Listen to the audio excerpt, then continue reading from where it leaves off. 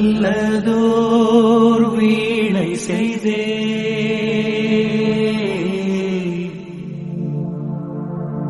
அதை நலம் கெட புழுதியில் எறிவதுண்டோ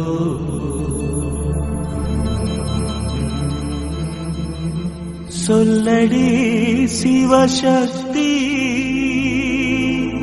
ஏனை சுடர்மிகும் அறிவுடன்